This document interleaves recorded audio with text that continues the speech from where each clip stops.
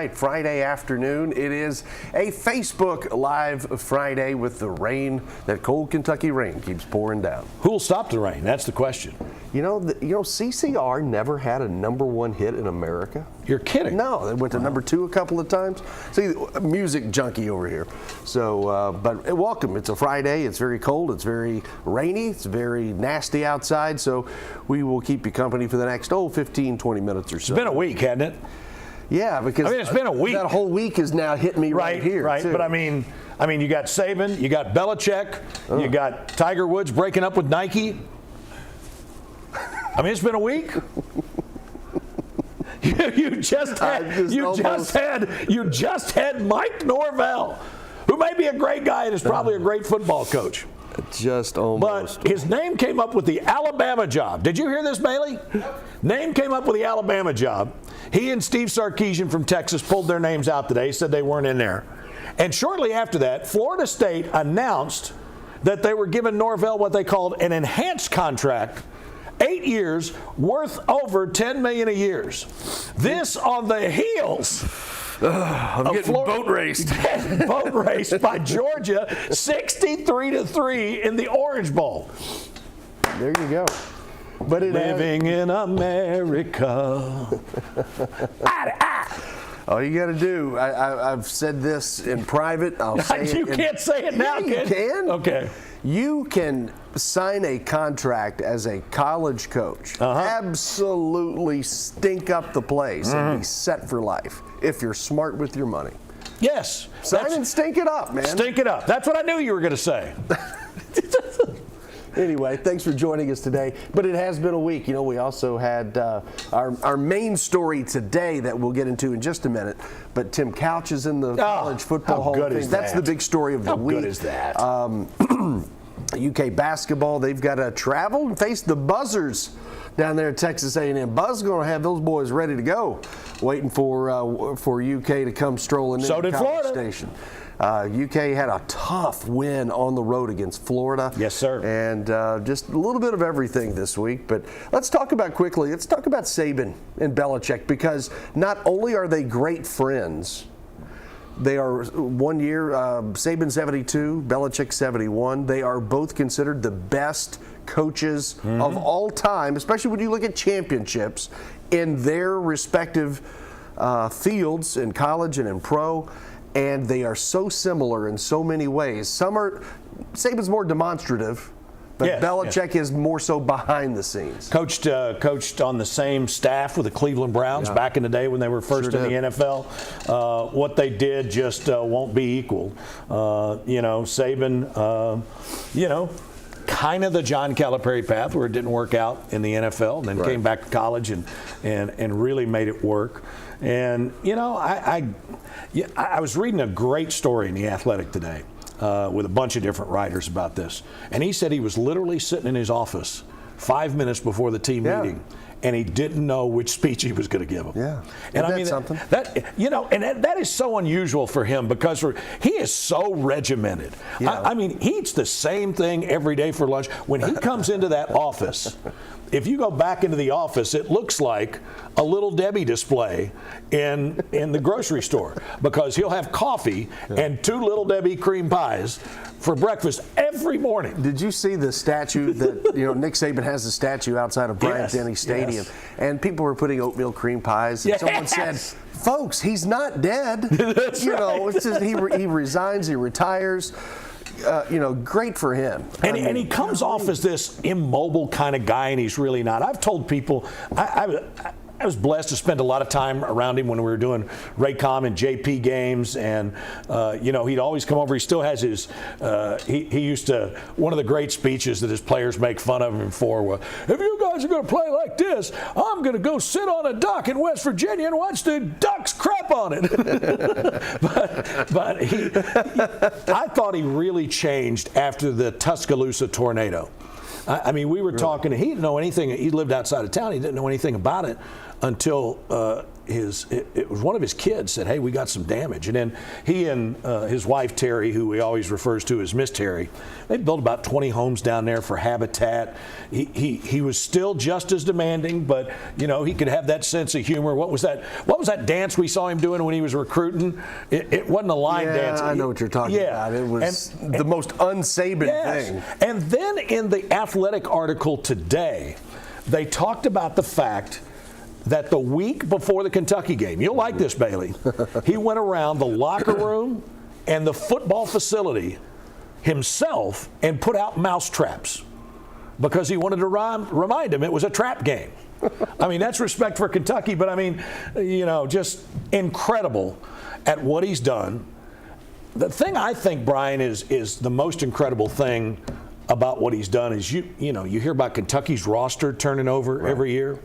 Saban's staff turned over every year. Oh, my gosh. I mean, you come and spend a year or two with Saban, you're getting yourself a head coaching job. Sarkisian after his stuff at USC, Lane Kiffin, Bill O'Brien. I mean, it was like the Saban rehab facility for wayward coaches. There are coaching trees and there are coaching forests. Yes, right. And he had a whole nursery. He had a whole tree nursery in a wooded area. And then when you have Belichick. And he's going to shut it down. He's going to shut it down. He just at 72, what more do our buddy Pat Madden across the street, he's got a big place down in Florida. Saban just moved in at the end of the court. What's your name heard of you? What do you do? I got this bourbon I made. But Belichick is completely different. He ain't done. No. And he's what, 8 wins shy of 300? He's got 333 total. But only 292 at New England. Well, he's got 333 total when you count the Browns. Yes. And you count the Patriots. He's second behind Don Shula. That's what. Now, I don't know if he's going to catch Shula, but at 71, he wants to spend 50 years in the NFL, and he started in the NFL bright and early. Yep. And he was on Bill Parcells' staff in the 1980s when the Giants were upsetting the Buffalo Bills and then beating the Denver Broncos in 86 with Phil Simms going 22 for 25 passing and unbelievable. Yep. That this is why I have I don't get into overly criticizing coaches. Right. Because he was the Browns coach. Oh, he's the worst coach of all time. He takes the Jets job for 30 seconds? And yes. He goes, I don't want the Jets job. Takes the Patriots job, and had it not been, what if Drew Bledsoe never gets hurt? Tom Brady doesn't go in. What happens? Are we saying that, they were right in Cleveland? Yeah, Belichick was a terrible coach. He did this and this and this. But he turns out to be the greatest coach of all time, who just so happens to coach the greatest quarterback of all time, wins the most championships of all time. And Bob Kraft has told people that when Brady won that Super Bowl with Tampa, that it was Belichick who told him that he couldn't play more. Oh, and then really? Then he goes and wins the blanking Super. Sorry, I have the hiccups again. But the two greatest coaches, and to also think of who we have seen. And I was thinking about this in my lifetime. Let's just take the last 25 years or so. We have seen in all of sports the greatest hockey player, Wayne Gretzky. Mm-hmm. We have seen the greatest football quarterback in Tom Brady. We have seen Emmitt Smith break Walter Payton's mark. We have seen LeBron beat Kareem Abdul-Jabbar. We have seen Belichick. We've seen Saban. No one thought Pete Rose become the all-time hits king. I mean, man, we have lived in a great sports era. If you want to take Pete Rose, September 11th, 1985, from that point to now, we have seen the sports Eric world. Chow, is that right? Yeah, Eric Chow. For the Padres. The base hit. Who fielded the ball in left field? I thought it was in left center. Carmelo Martinez. No, he didn't. Yes, he did. But let's get to the big news this week. And I know this is close to you. Mm-hmm. It's close to a lot of people. Tim Couch, finally a college football Hall of Famer. He got the nod this week after being on the ballot for, at least a decade, I would assume. At least, yeah. And his family told him, hey, you're finally in. and he got the call, and he probably said something like, "What? In what? In trouble? What do I do?" But when you look at his career, it's a phenomenal UK career when you think of where it started. He signs with Bill Curry, and Bill Curry's running the option. And that ball was not being thrown through the air. Uzelak. Yeah, and I don't know if we have that video ready to go or not. I sent it earlier, but it's you watch Tim, and it is amazing the renaissance UK football had with Tim Couch at quarterback throwing the football. In his first game under Hal Mumme, 1997. And that's the video you're looking at right there. Game number 1 of the Hal Mumme era. Couch throws for 398 yards. Kentucky beats the Cardinals. And then, of course, certainly they would do it again next year. On a day when it was 150 at the Oven. Well, the Oven was the next year, in the 98 game. But in 97, it was the first time. It's like, hey, what's going on? And then a week later, he put 7 touchdowns on Indiana, as you're looking at right here. Couldn't happen to a nicer mind. But what Hal Mumme did for Tim Couch and what Tim Couch did for this state, rallying the state in a way that football was... C.M. Newton said, I'm a basketball guy. We need to play fast break basketball on the football field, which is why Hal Mumme came. If Tim Couch leaves, I do wonder, where are we at in the football state in the Commonwealth if he goes to Tennessee, if he transfers to another place?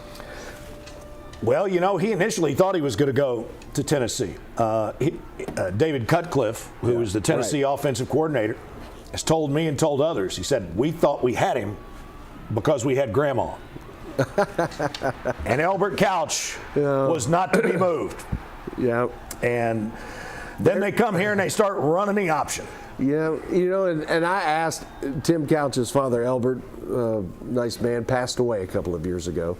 Loved Elbert. I asked Elbert Wayne at a Leslie County football game one year, I said, hey, did he really have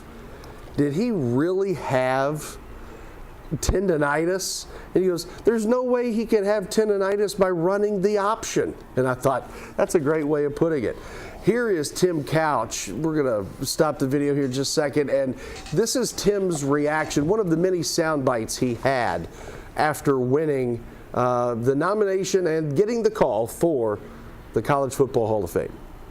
You kind of forget what you accomplished, like you said, and you know, and then all of a sudden these accolades start rolling in, and you realize how special things like this are. And you know, the National Football Foundation sent me some information on the Hall of Fame, and they said I think it's 5.7 million people have played college football, and I think there's only 1,200 people in the Hall of Fame. So you know, the numbers on that are it's a pretty rare deal that you get selected for this. So just incredibly thrilled, incredibly honored, and humbled to be going into this class, and you know, I'm very, very honored that my name's a part of. Look at these numbers, and the majority of the passing and touchdown numbers are in 2 years. 8,400 plus yards, 74 touchdowns, 795 completions. He would not have touched the ball 795 times in the Bill Curry offense. 6'4", 6'5" guy weighing 225 pounds, whatever he was back then. 7 NCAA records, 14 SEC records, 26 UK school records. Player of the Year, first team All-American, Heisman finalist. What else? I mean, those numbers alone in 2 years. How? And I do. Maybe I'm just being a little biased for once.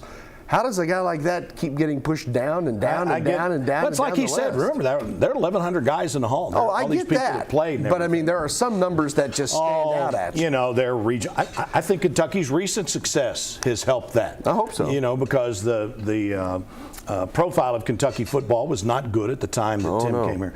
So let me give you 2 of these great stories. So that first year, we're playing down at Florida, and I was younger then, so I'd been out for a jog, and we always stayed at the Ocala Hilton, which was about 30 minutes outside of Gainesville because they didn't have enough hotel rooms. So I'm dragging my butt back up toward the hotel. There's this steep incline, and Elliot Uzelak, the offensive coordinator, is there, and he said, "Hey, we're starting your boy today." because, you know, in the media stuff that I was doing at that time, I'm happily proud that I produced Cut the Deuce Loose when he wasn't playing. And I said, "You're what?" "Yeah, we're going to start him today." I probably said something like, "Have you lost your blank in mind?" or something like that. Yeah. I said, "What do you mean?" "Oh, there'll be less pressure on him here than there would be at home." Only against the defending national champions or number one team in the country, whatever. Yeah. I said, "That dude over there in that visor, if he can hang 70 on you, he will." Put 65 up. And if you remember, Tim's first pass was an out pattern that got picked off. And I remember that one. And then the one you referenced earlier, Kentucky is playing down at Alabama. And I can't remember, who was the backup? Was it Billy Jack Haskins or Jeff Speedy or? For Couch? Yeah. Haskins was the quarterback the year before when Tim was named. Well, I guess that would have been. Oh, it wouldn't have been Dusty. No, Dusty was Jared. Dusty was the backup in '98. That's right. Okay, so anyway. Matt Mummy? They don't play. No, Mummy wouldn't have been here because. Matt Mummy. Matt wouldn't have been here because Curry was still here. Oh, you're talking about the '96 team. Oh, I'm sorry. Yes. Yeah, Billy Jack was the other guy. Okay. Billy Jack was. So yeah, definitely. All of a sudden, we're doing a radio broadcast and Couch isn't playing. It's like, what is going on? And we get the word that he's got arm problems. Yeah. He must have thrown 500 passes on the sidelines that day. And he was doing that for a reason. He's a very respectful dude. Mm-hmm. And he wasn't over there hang-dogging it or anything like that.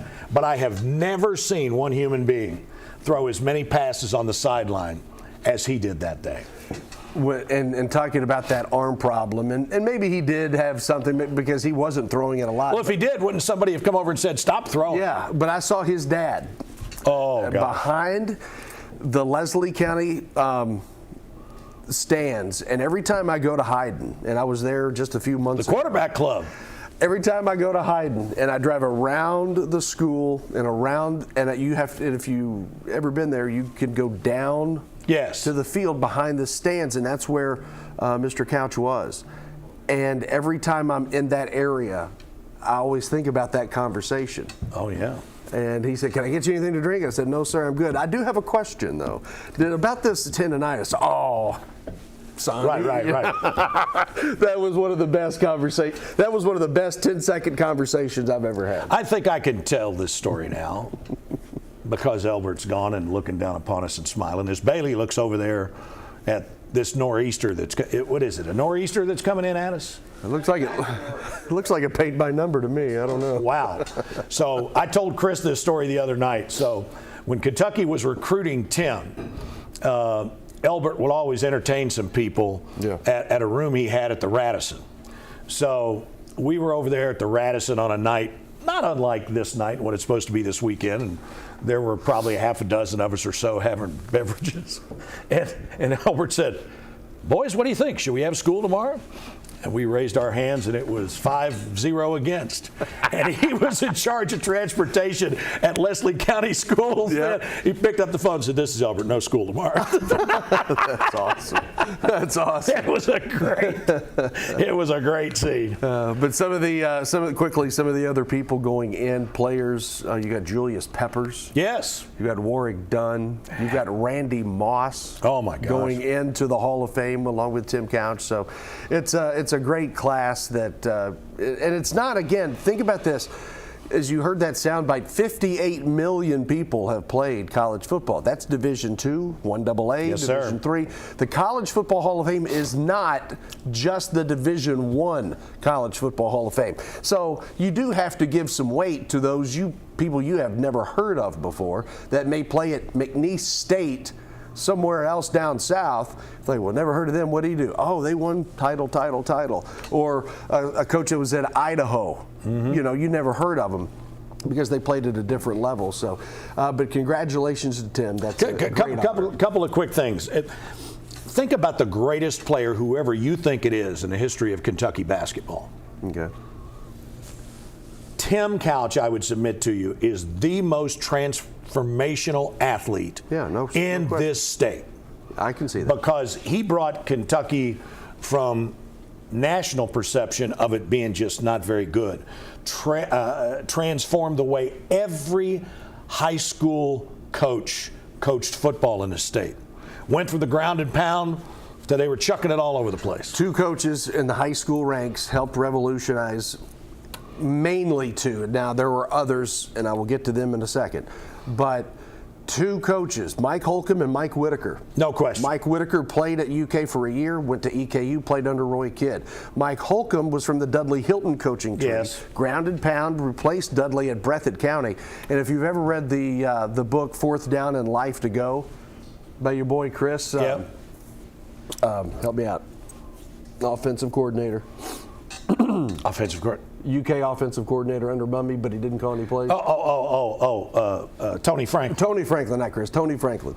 He called Holcomb. He goes, maybe the best offensive mind I've ever come across. And interesting, I can see the guy standing in front of me, but I can't call his name right now. The guy who was the president of the bank in Hyden, who was actually the offensive coordinator at Leslie County.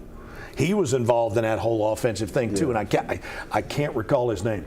The other thing to me that we haven't talked enough about.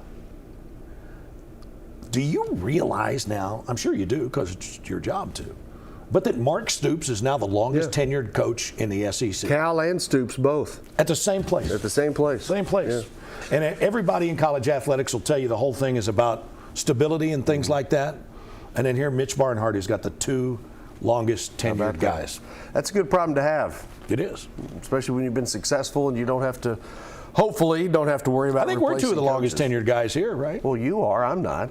Heck. Come on. You got to be in top 10 with your years, I don't know. Let's see. With your years of service and hazard and here. I'm number 3 in this room already, and there's 3 people, so.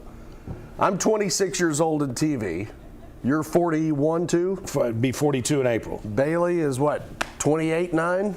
So I'm but number 3 in this room. that would still put you in the top 10. Well, you got Bryant, so I'm already down to 4. Okay, that's 4. I'm already in the 4. Amber, 5. If we put Mossy in there, I'm already down to 5. Right. Ray Brown, 6. See? You're easily in the top 10. I'm easily in the top 200. Top 10. Folks, thanks for watching today. Facebook Live Friday. Take me on out of here, Percy. I was going to say a minute ago when you were talking about Kentucky football being nationally perceived as, I said, did Leonard's Loser ever pick Kentucky not to lose? Leonard's Loser, not in a close one, Kentucky. If they were playing Central Michigan, maybe. Maybe. And they probably tied that one close to it. So, but thanks for watching. I'm going to try to get well and get rid of this. Let's go. He's just going to be Dave Baker because that's what Dave Baker does. Thanks for watching. We'll see you next Friday.